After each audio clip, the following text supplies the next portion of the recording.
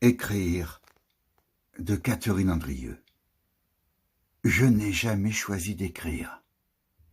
L'écriture m'a prise par surprise, par effraction, par brûlure.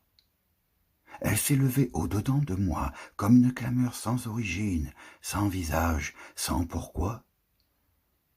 Il n'y a jamais eu de projet, jamais eu de dessein, seulement cette nécessité nue, tremblante, animale, laisser filer ce qui me traversait pour ne pas éclater sous la pression du dedans.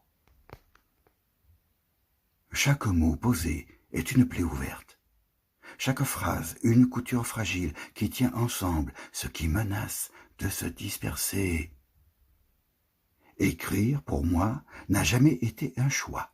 C'est une survie. Une respiration tenue, à bout de souffle, un fil tendu au-dessus de l'abîme. Une pulsation obstinée. Là où d'autres cherchent à construire, à ériger, je me tiens dans l'écart, dans l'antre, dans la béance.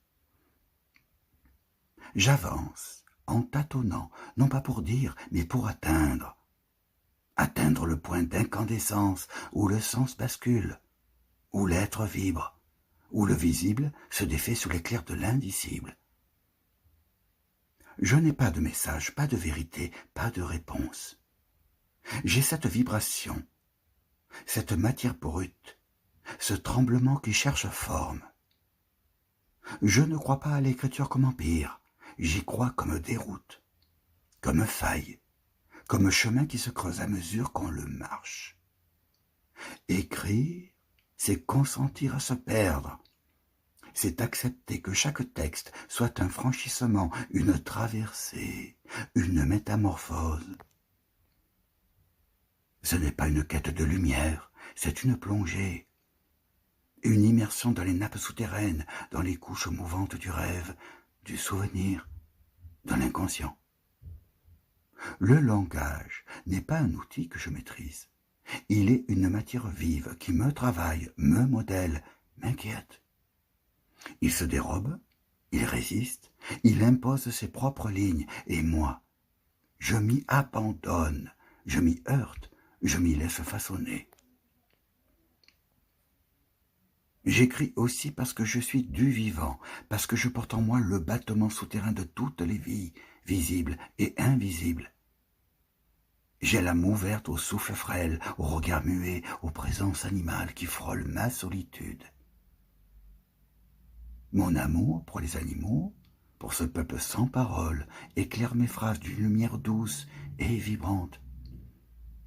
Dans chaque geste, dans chaque souffle, je reconnais l'infinie tendresse du vivant. Et c'est à ce vivant-là, humble et sacré, que mes mots cherchent à appartenir. Je n'écris pas pour prouver, ni pour démontrer. Je n'écris pas pour convaincre, ni pour transmettre. J'écris pour maintenir vivant le dialogue fragile entre ce que je sais et ce qui m'échappe, entre ce que je tiens et ce qui me file entre les doigts. J'écris pour sonder l'espace où le visible tremble, où le silence se fissure, où la nuit palpite. Dans chaque mot, il y a perte. Dans chaque phrase, il y a brûlure.